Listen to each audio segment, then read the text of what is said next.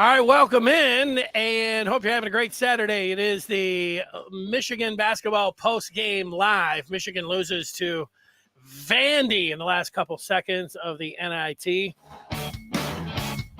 Not a good one. It was a game that was very reminiscent of the entire season for Michigan, a microcosm, if you will, where Michigan has a nice lead. They're in a good position. A lot of things to like about their game, and then they folded up in this one like a cheap suit. This is not going to be anything that anybody wants to see or like or talk about. If there's anything that you want to say positive about Michigan, Terrence Williams II, suddenly he turns into a turnover machine, and he's can't hang on to the ball. Michigan melts down, and Vanderbilt ends up winning it. It is a final of 66-65. Welcome in. Wow. And it's the NIT, and you're thinking, all right, Michigan just doing what they can to go out there and just continue to play basketball. But when it ends like this, oh man, it's a real gut punch if you're a Michigan fan, because there's really nothing in this one. Yeah, the experience, and they were playing a bunch of young guys and everything else. But when you cough it up and lose in this manner, it's one of these things where you want to make everybody walk home, and it leaves such a bad taste in your mouth, because this is what happened over and over and over again to Michigan during the regular season that cost them the opportunity to get into the NCAA. And so maybe you should say, well, what do you expect? This is they're a young team. This is what they do. Well, TW2 is a junior. And, so is Hunter Dickinson. And the one time they pass it in Hunter Dickinson, and he throws it back to TW2, and he's not looking at the ball, right in front of his face. And, I think the too bad part is that Doug McDaniel, the one time, dribbled up, and Doug McDaniel had a fabulous game. He's a scorer. He's a freshman point guard. He's got a very bright future, but he gets over the timeline and then throws this little hook pass over to Terrence Williams II. Last guy maybe you want to throw the ball to, but that was another turnover. What, 3 turnovers in a row to end the game and end your season in humiliating fashion. That's what happened today. If you missed it, if you're listening back to this one, that's how it went down. There's no dressing this one up. I don't have any lipstick for you or perfume. You just got to take it. And if you're a Michigan fan that's like, look, I just want the positives and everything else, this was not the game for you. This was not the ending for you. The positive train left the station. Show up, in the off season when you start, getting the transfer portal, and you can look to next year, and you can start thinking about, all the new beginnings of another season, but not the way this one ended. This was, you can just continue to come up with all of the things that you say when you have a crash like this. Very bitter, distasteful, lack of execution game. And, there were a lot of people that were, pointing their finger at Juwan Howard because Michigan had so many leads this year and we're in such great spots, only to have their team and the players continuously not make enough plays to end up winning ball games. You just start going through some of the losses from the non-conference in Virginia and Kentucky, and then you get into the Iowa where they were up 4 with just under a minute to play. The power outage against Indiana, at Illinois, at Indiana. I mean, you just keep going down the list. My God, this and some of it comes back, like Hunter Dickinson had a great game. And this is one of the things that happened all season long. Hunter Dickinson, he's the man. He looks great. He gets the ball with like 2 minutes to go. He's standing right under. Hunter Dickinson's 7'1". He's standing right underneath, and he just blows the biggest bunny of all time. No, it's not Hunter Dickinson's fault that he can't make a 1 foot layup right there. And, but the turnovers, we've seen it in the NCAA tournament here. Like, teams, look at the kid mentioned Virginia, the guy that's played more games in, Virginia history, started for their championship team. He's hooking a pass, throwing it up in the air to nobody, to lose, as we saw the Cavs lose. We see some of this when you get into these tournament type situations. And now there's Michigan. They have this one to look at, why they can't break a press. And the one part, when I mentioned Doug McDaniel, finally, they threw it to Hunter, they threw it to Doug, and I'm like, they're getting it over the timeline. I'm like, oh, that's execution. That's what I was thinking. This was the first turnover. I'm like, that's the way to break a press. That's what I was thinking in my head. That's the way you do it. That looks like a well-coached team. And then they throw it to Williams, and I don't know what he did. He was like facing up, and he brought the ball like down. I don't know what he was doing. Like, again, I'm trying to explain what he was doing, but I don't know what he was doing because he had the ball. Michigan had broke the pressure. What he was doing is he was just freezing it out. You can't just freeze out the ball. You got to be decisive. You got to fake, and you got to be strong with it, and then you got to get it to another one of your teammates. They threw it to Williams, and it was like he had a detonating bomb in his hand. He had no idea what to do with it. So he brought it down, and then the Vanderbilt player stole it. I mean, they were completely desperate. That's the last thing that you want to do, and that's what he did.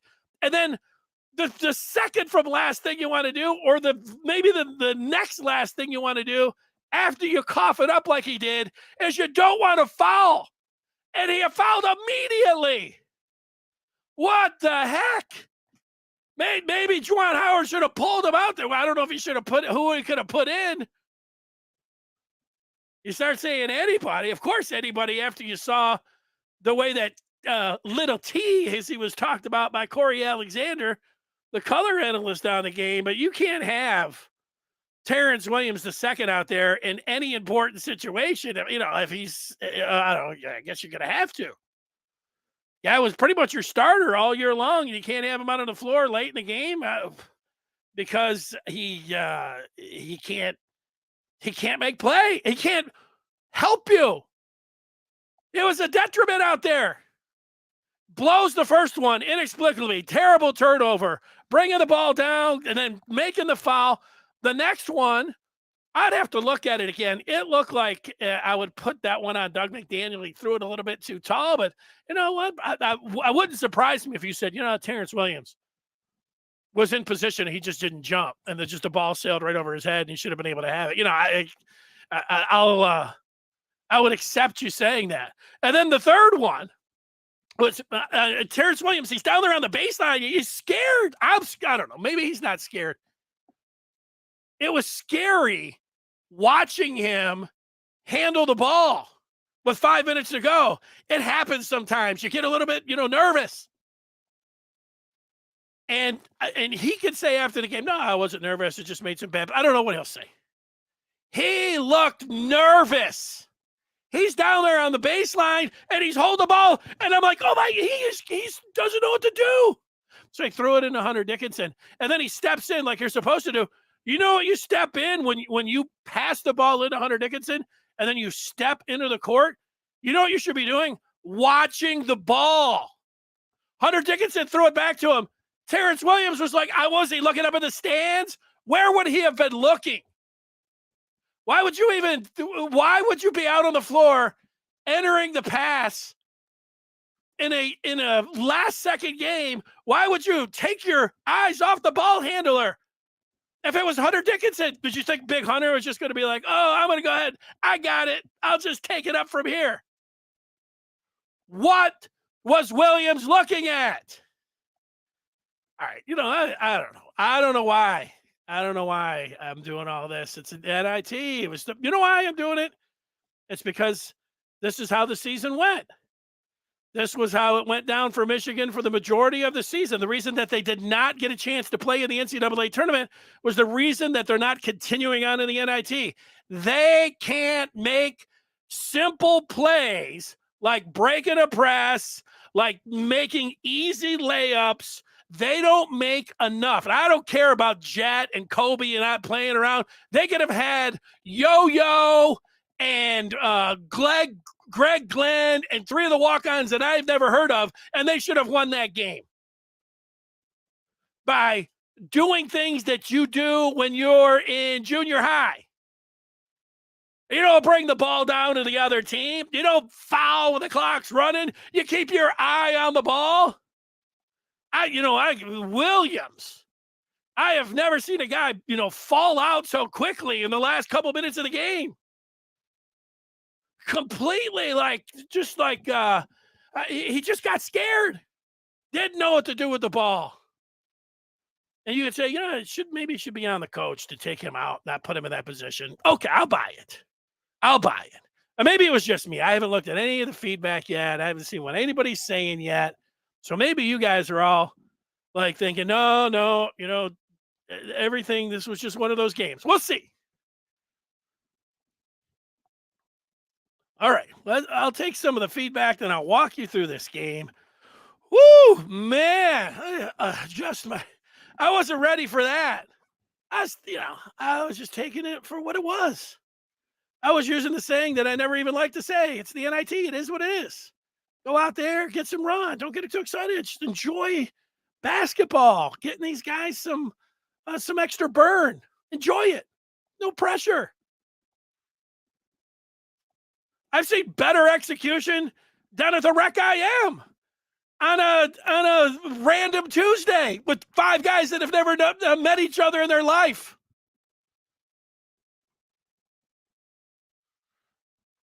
JP during the game did not like these shot clock violations. JP during the game did not like the defense. Scott going right to it, calling it a choke job. I can't deny that, Scott. Today, I believe that is an apt description of what happened to Michigan today. Going at the coaches is very fair today. Scott saying Michigan finds a way to lose, go figure, after that's the way they have been performing this year. Jason, now after the game, is beside himself about the coaching. He's taking it back to middle school. He's seen better execution. Ty, he's going right to little T, TW2. He's got to take it. I mean, it's big-time basketball. He's out there. He started most of the year. I mean, if there was some kind of walk-on that you're putting into a place, you say, oh, man, he's supposed to be able to make some of those plays. So he deserves the criticism. Unfortunately for TW2. Chris going at my favorite player, T. Williams. Who would have thought? I'm such a great player. Well, he didn't have a good season. And he didn't have a good game. And he was my favorite player. I mean, he is my favorite player. Right now, he's not my favorite player. Seeing as bad as I think it is, you don't need to get into some of that stuff. Once they put the highlights up of Vandy, or as they kept calling them, the announcers, the Doors, winning close games at the end, I knew Michigan was getting ready to lose. Yeah, I mean, Michigan was up 8 with 1:35 to play. I'm not going to do that. They were up 8. Joey Buckets, who had a bagel in the first half, and I'm thinking, oh, man, Baker, after your good first-round game, you get a real chance here. Baker comes up with the free throw line, measures one up, boom, drops it in. Michigan's up 8, 95 seconds to go. That's the ball game.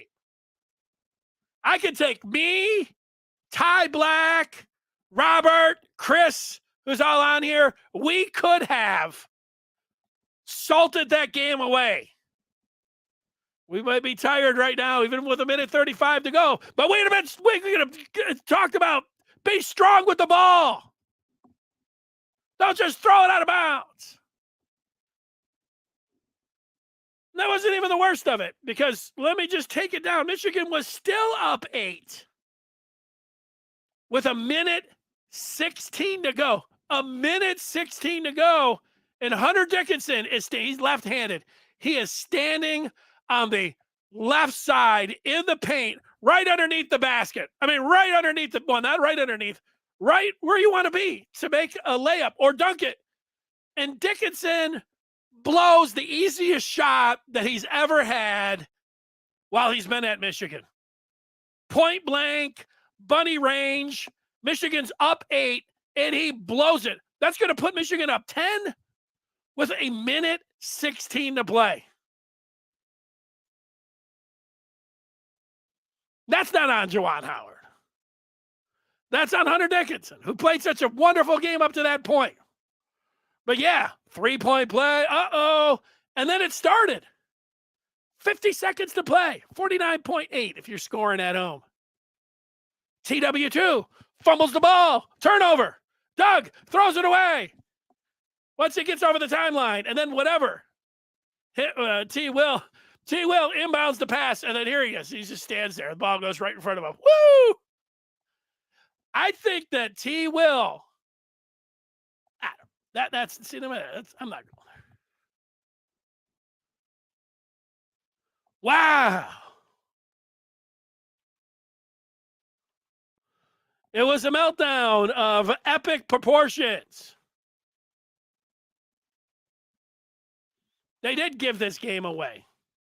Robert asking why was TW2 in the game after the first turnover, which he compounded with the foul.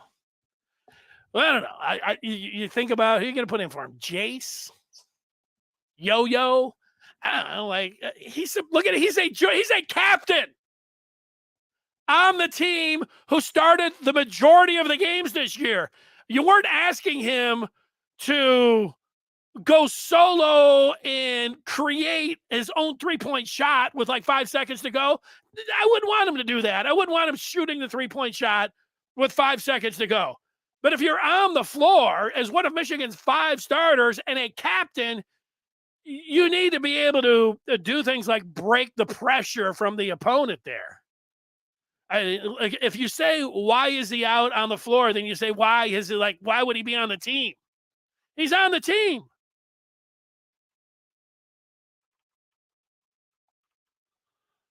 Guy says the players lost this game. Yeah. You know, the problem with the players lost a bunch of games like this. And so you lose one like this, and then you lose the Illinois game like this, you lose the Indiana game like this, and then you have the power outage at the end of the Indiana game, and then you go and you look, sure, they lost to Purdue at home, the Iowa game, there were so many. And when you have that many, with like seconds to go and one possession games and you can't win any of them, some of it reflects back on the coaches, whether you like it, I like it, or anybody likes it. Juwan Howard likes it. Juwan Howard has to know it's on me. 2 years ago, I couldn't praise this staff enough. I loved what they did the whole season long, except maybe I didn't like a play that they ran in the Big Ten tournament, the final play against Ohio State. Everything else, the coaching, the players, man, they played smart and everything else, but, they had a bad year. And you say, what did Juwan, forget how to coach? Something. He couldn't get this group to execute late in games to make enough plays. Yeah, I mean, if you're using and I see, I'm yelling myself. I'm not putting up feedback like has, name calling in it. I mean, you can name call me, but name calling the players or anything else, that's it. Panicking, Ty, that's a good word for it. Michigan really did panic. John puts it all on the coaches. This is the argument. It's all on the players. It's all on the coaches. Woo! Yeah, there's some more name calling ones.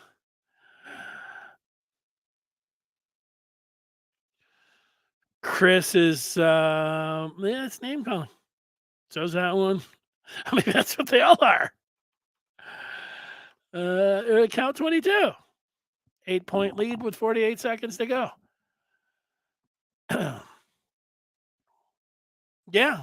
Now, well, let's see. I've got them making a 3-pointer, and I wrote down 58.6, and Michigan was up 8. So I mean, it's close. Cheddar hardly played. Yeah, I'm not really sure what was going on with Cheddar. Maybe he's sprained his ankle. I don't know. Yeah, okay. That's pretty much. Jason saying, go hang out with the goats. It's getting close. I'm getting ready to go watch some basketball here. It's the same kind of stuff. I'll give you a little recap. We'll run over the box score. How about that? Let's do it. What do we have there? Well, the beginning of this game, it was a little bit of a surprise that not that Jet Howard, who sat out the NIT opener with an ankle injury, it was that Kobe Buffkin this time around was sitting out this game with a ankle injury. And, the color analyst on the game, Corey Alexander, had said that Buffkin turned his ankle at practice yesterday. But if you're a Michigan fan, just like, Jet Howard throwing up half-court shots, before the opener, if you thought, he's opting out, like, football players skipping the bowl game. He's protecting himself for, the NBA draft. That's what it looked like from Jet Howard. I didn't have any problem with it. I don't know, but I understand where people would say, oh, well, now Buffkin's gone. He's like Jet. He's got an ankle injury. But would I feel better if Kobe was, just sitting out like Jet because he's getting so much information about him going in the first round that he's like, I'm out. And so instead of saying like, I'm just sitting this one out, I'm going pro, that you just say he's got an ankle injury. I don't know. Like that doesn't bother me. That doesn't, matter to me. If it was an NCAA tournament situation, and they wouldn't be doing that. But so I don't know. I'll take them on their word that they're both sitting out because of ankle injuries, but I don't care if they're not ankle injuries. Certainly Jet had an ankle injury, and maybe Kobe's ankle, you don't always feel like you're 100% all the time. And he's like, you know what? I had 20 million staring me in the face, and my ankles hurt a little bit. So they went with Doug McDaniel, Joey Baker, TW2, Hunter Dickinson, and Yo-Yo with his first start. Now, Michigan looked like they were just going to get their doors blown off in this game, down double figures early, about a dozen, I think. U of M comes back. They take the lead, 30-29 at the half. Doug McDaniel with a good first half. He had 13. In the second half, it was the Hunter Dickinson show. Vandy could not handle him. He was going to work. He was blasting him down low. Left hook, right hook, everything. I mean, he is knocking him out. It was Dickinson like last year against Tennessee. He looked awesome. And Michigan was up double figures with around 11 minutes to go. But then there was a timeout in there, getting it down to single digits. And Vandy's kicked up the defense on Hunter. They started, running guys at him. They started digging more. I was thinking, this is the worst coach team that I've ever seen. Up to that point, I was thinking about that with Stackhouse. But then he flipped the switch with his team and said, let's get into, we're not going to let Hunter Dickinson, beat us. And, they clawed back. It was just a 4-point lead with 3:15 to go. And, but then Michigan, Doug McDaniel makes a floater with 2.5 to go. Puts Michigan up 6. Offensive foul on Vandy. Baker from the free throw line is pure as you could be. Michigan up 8. Vandy comes down, misses a 3.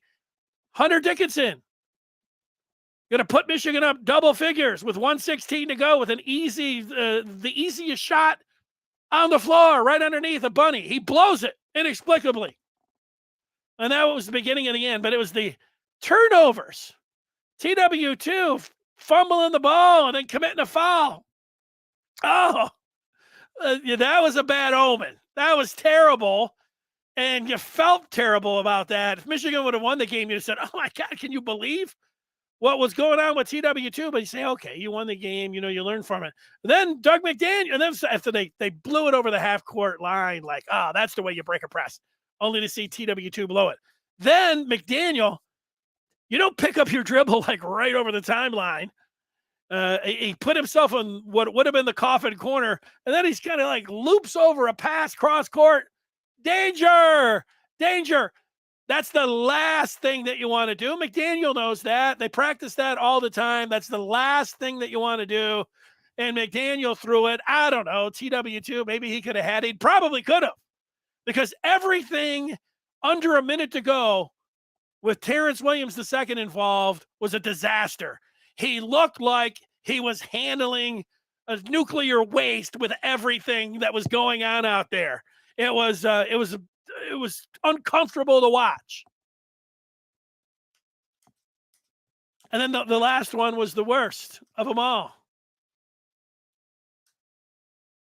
You don't need any former players or former coaches or blah, blah, blah. Michigan, there's 19.3 to go. They pass it into Dickerson. No problem with that. Pass it into Big Hunter. He's 7-1. He puts the ball up. He can see, he can make a strong pass, he can get the ball over to Doug McDaniel or anything. TW2 is the designated inbounder. He's, he's making you a little nervous down there after what happened, but he's able to execute a pass over to Hunter, and then he steps onto the floor after making the pass. But some reason he's not looking at Dickinson. I don't know why. I'm not sure. That's the one. I don't know. Is there any reason to continue, talking about that? Probably not. How about we take a look at the box scores or anything to learn there? Dickinson, 21-11. Could be his final game in a Michigan uniform. Hopefully not. Doug McDaniel, that's a nice game. 19-5-3. He had the 4 turnovers, but I like Doug McDaniel. The future is bright with him at the point for Michigan. Starting with that Minnesota game, he was thrust into a situation. I like him. Joey Baker had a goose egg in the first half, but he played well in the second half. I think he wanted to show everybody, hey, I'm not just a catch and shoot. I can put the ball on the floor, and I can use my 6'7" size, and I can get down in the lane. He was getting his shot blocked and everything else. But look, he's not a very good free throw shooter statistically on the year, and he buried all 5, and he didn't make any threes, and he still was able to score 11 points. So overall, positive from Joey Buckets. And there's TW2. Woo! 6-5, 3 turnovers. Yo-Yo. You know what I liked about Yo-Yo is that he didn't try to do too much. Even though he was in the starting lineup, Yo-Yo, they put him they spearheaded the zone with Yo-Yo at the top. He's long. You get a guy that's athletic and long, you put him out at the top of your zone, so he can deflect some passes and things like that. That's the idea. He played that role well. He got a 3-pointer to go down. And, overall, let's see, better days are ahead from Yo-Yo. Terrace Reed Jr., I'd have liked to have seen him more on the floor this game. 5 points, 6 boards. Cheddar, for some reason, did not get much burn in this game. Jace, Jace was out there for a little bit. And, I don't know, Jace, they were able to use all of their notes about Juwan Howard and Stackhouse and Corey Alexander because, they had some filler there and they were able to use it. Woo! That's it when it comes down to it. And what do we have coming up next? Well, let's look. We have the upcoming schedule that is brought to you by the Maize and Blue Reviews. Good afternoon, Michigan football. And basketball, that's 1:00 weekdays, will be back after the big recruiting weekend and all the workouts and everything else, 1:00 on Monday. Looking forward to that. Well, the upcoming schedule, I think you know it now. Let me punch it up. It is here. That's the upcoming schedule. See you next year. It's over. Not able to get it done. Malachi was at the game. Let's see what he's saying. He's saying just leaving. Count 22, saying it starts at the top. Malachi calling it a choke. And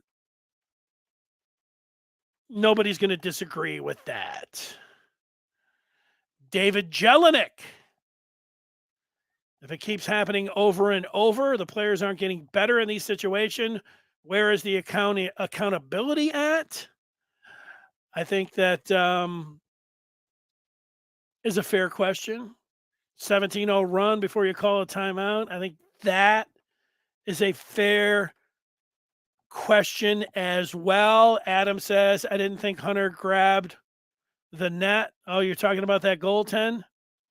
I think it looked like I was just, I looked at it. I didn't look at it like 2-3 times, Adam. At first, I was focusing on him swatting the ball off the glass, and I'm like, that's no goal. That's not a goaltend. That was a great block. But then you looked at his hand, it looked like he grabbed the net to me.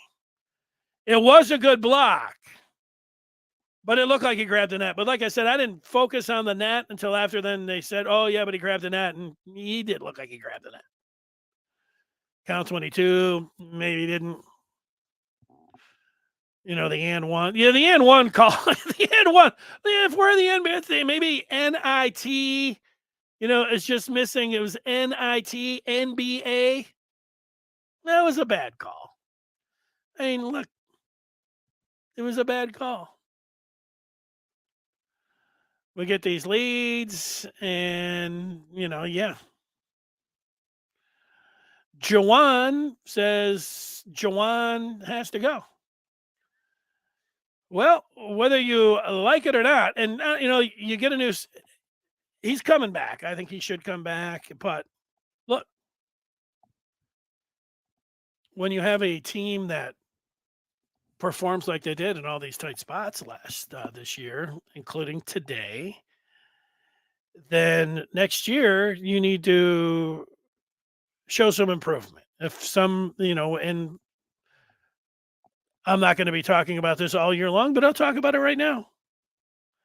If Michigan is in the same spot next year where they're not in the tournament and you don't see improvement out there, I don't care how many people are talking about, well, they got a young team, or, the Big Ten was tough, or, I think that we could be sitting here next year at this time talking about moving on. That's not crazy. That's not going overboard. That's not, in the heat of the moment or any of that. I think that, that's where I sit. Now, you might feel differently, but that's what I think. I don't think that I know that Ward Manuel is not making any moves this year. But if next year is like this year,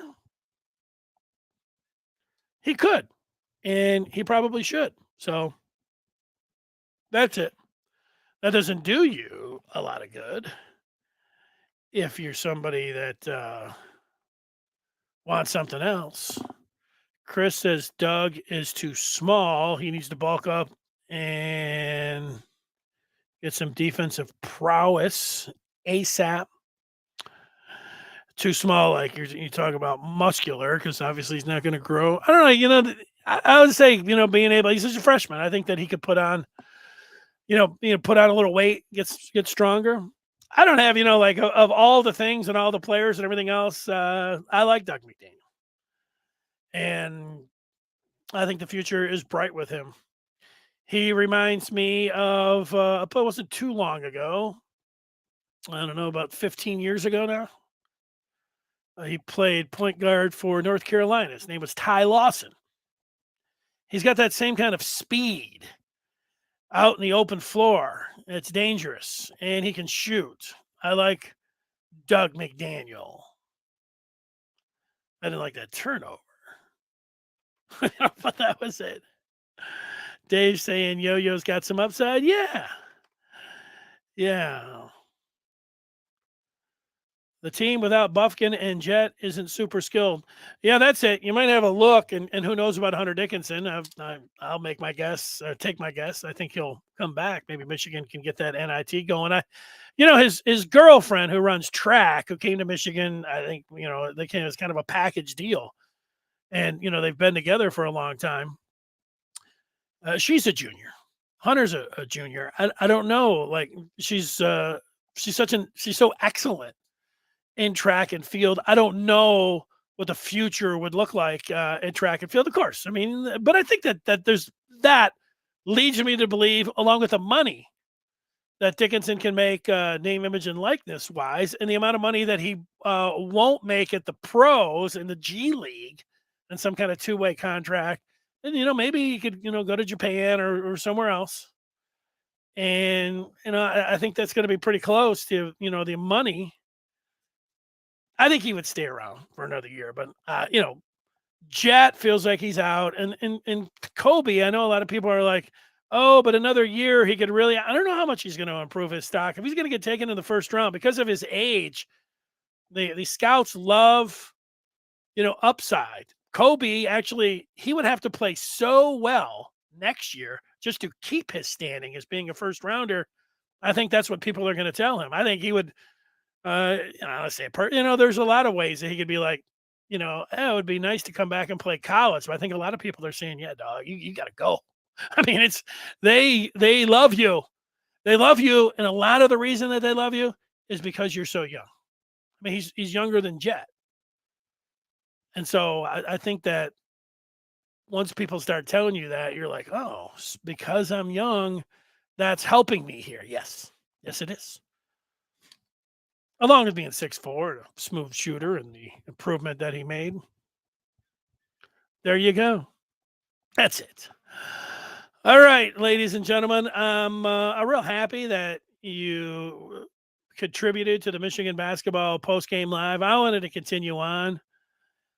I'm hoping to do it again next year. I like basketball. I like Michigan basketball.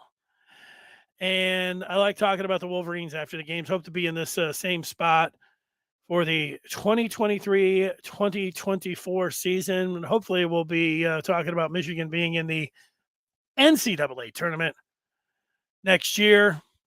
That's going to do it here. 66-65. Don't forget, we'll be talking about this all weekend. Well, I'm waving around my no-fault insurance. Don't forget, we'll be talking about this all weekend long over on the Maize and Blue Review. Why not join the Maize and Blue Review by going to michigan.rivals.com? And then we can sit around talking about it all week. It doesn't stop.